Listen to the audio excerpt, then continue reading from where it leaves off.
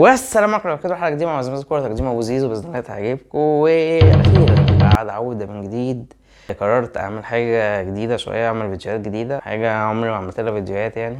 بس طبعا حاجة أنا بعملها من زمان جدا. أتكلم عن اللعبة أو مصطلح اللعبة ده ممكن يظلمها شوية، الهوس اللي احنا مهووسين بيه مع بداية الدوري الإنجليزي، هي فانتازي الدوري الإنجليزي. طبعا ما عملتش لأول جولة، بس بإذن الله تبقى مع بداية الجولة التانية كده تبقى الحلقة دي تبقى كويسة.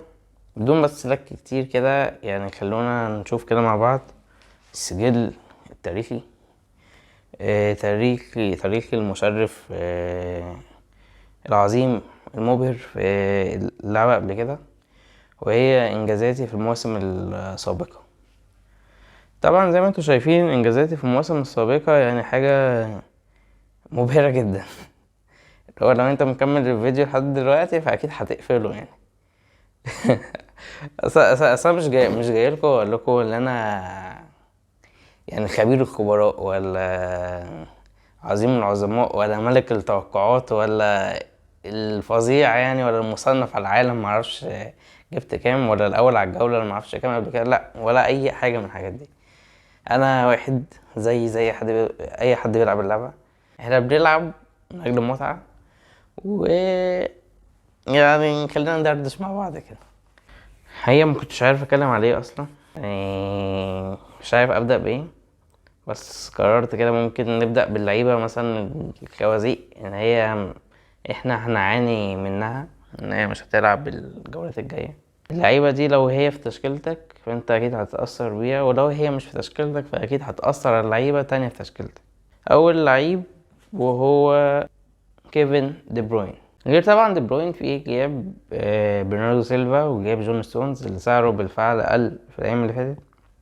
كان حاجه مفاجاه طبعا يعني ان هو ما يلعبش خالص، يطلع بقى بره سيتي. وفي الخبر بقى المفاجئ، هو جاب المدافع الزجاجي بسبب كثرة اصاباته، وهو ريس جيمس.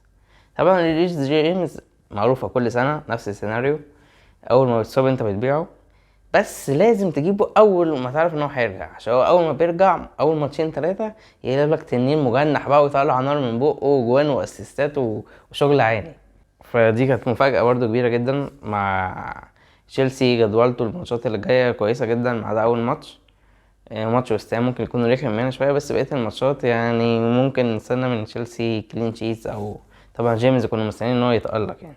دلوقتي نيجي للجزء التاني من الفيديو، وهو اللعيبة المتوقع تألقهم الجولة دي، او انك تحط عينك عليهم ممكن يعملوا حاجة يعني. طبعا استكمالا لتألقه في الجولة الأولى، جيمس ماديسون بعد ما صنع الجونين.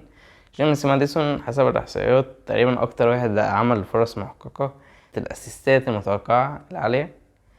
فماديسون كان كويس جدا، صحيح الماتش الجاي جلد شوية، بس بسعره يعني برضو يعني تحطه في دماغك كأوبشن كويس جدا. الاسم التاني ديابي، صحيح هما كانوا خسروا السكور يعني، بس ديابي كان جاب جون يعني.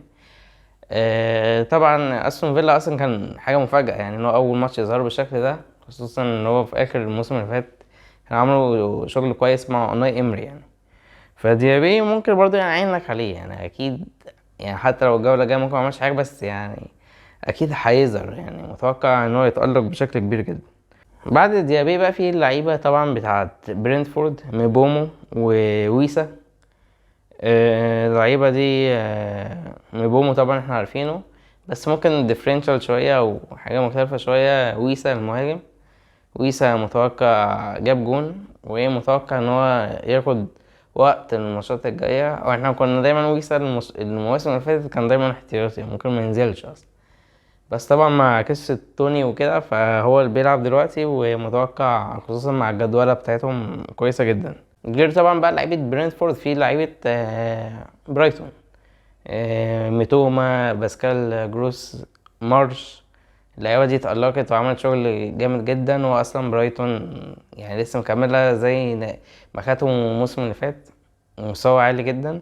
فدول متوقعوا انهم يعملوا حاجة. وطبعا جواو بيدرو، يعني لو انت ما عندكش جواو بيدرو فسعره مش وحش، ومتوقع ان هو ممكن يعمل اي حاجة. طبعا برضو من اللعيبة اللي هي المختلفة شوية بالنسبة لماتشات ارسنال، عشان ماتشات ارسنال سهلة، وهو نيكيتيا هو اللي بيلعب مهاجم دلوقتي طبعا بعد اصابة جيسوس.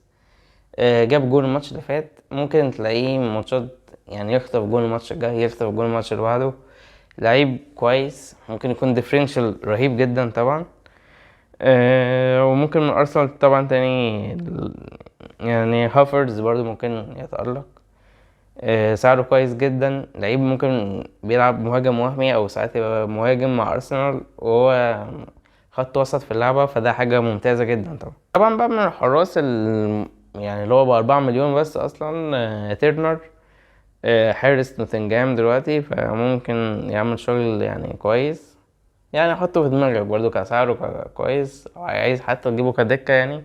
واحد ب4 مليون وبيلعب حاجة ممتازة يعني.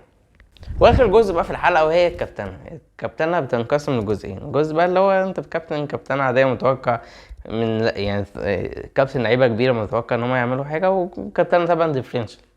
طبعا اول واحد في الكابتنة لما تسمع كلمة كابتنة دلوقتي الديفولت مين هو؟ ايرلينج هالاند. من رأيي ان هو زي ما السيتي ماتش داخل على ماتش صعب جدا من غير دي بروين وكده، ممكن هالاند ما يعملش حاجه، ممكن هالاند يعمل حاجه، ممكن تطلع بعد الماتش تلاقيه جاب هاتريك سوبر هاتريك عايز دي جدا يعني. بس انا في رايي ما اظنش يعني انا صراحه برجح اكتر ماتش ليفربول ضد بورنموث في الانفيلد. انا عندي صلاح الصراحه، فبفكر انا كابتن صلاح. ولو مش عايز صلاح ممكن تفكر في جوتا دياز كديفرنشال شويه. فانا بفكر صلاح، ودماغي يعني علي بيشاورني كده لو ممكن جوتا، بس مش عارف لسه. وبالنسبه كابتنة برضو مضمونه يعني بنسبه كبيره، ممكن برضو ماتش ارسنال يعني ماتش هيكون سهل. ممكن كابتن ساكا طبعا.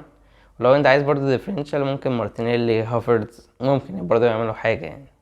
دي عموما دي كابتنة مضمونه شويه. لو انت عايز بقى كابتنة مثلا ديفرنشال شويه بقى، ممكن تفكر حد من برايتون، حد من برينفورد. الفرقة دي ممكن تعمل حاجة يعني. بس وقبل نهاية الفيديو كنت عايز استعرض شوية احصائيات مهمة. الجوان اللي كانت متوقعة الاكسبكتد جولز كان اكتر واحد مبومو، عشان كده بقولكم ممكن برينفورد يعني ممكن مبومو يعمل حاجة. طبعا جو بيدرو. موباي ما اظنش، ايفرتون مش مضمونة يعني. بالنسبة للأساسيات المتوقعة كان طبعا ماديسون أعلى واحد، طبعا سبينيان بتاع برايتون برضو كويس جدا. بس ميتوما طبعا حاجة كويسة جدا من برايتون. ونيجي كمان للعيبة اللي أكتر لعيبة عملت كي بوسس في الماتشات. ايزي عمل مع كريستال بالاس برضو، بس كريستال بالاس برضو مش مضمونين قوي يعني. برضو باسكال جروس وماديسون سوبينيان. بس وفي النهاية هي دي يعني شوية الكلام كنت عايز اقوله عن فانتازي. حاسس ممكن الكلام ده يكون مفيد في الجولة التانية، والاحصائيات دي حسيتها ممكن هي دي الاحصائيات المهمة يعني. اتمنى يكون الفيديو عجبكم، دي حاجة اول مرة اعملها، مش عارف الصراحة هل هتعجبكم ولا لا. بس اتمنى تكتبوا رايكم بس في الكومنتات، واستنوني ان شاء الله في فيديوهات جديدة لو الفيديو ده نجح يعني ان شاء الله يعجبكم. والسلام عليكم ورحمة الله وبركاته، واشوفكم على خير يعني. يلا السلام عليكم.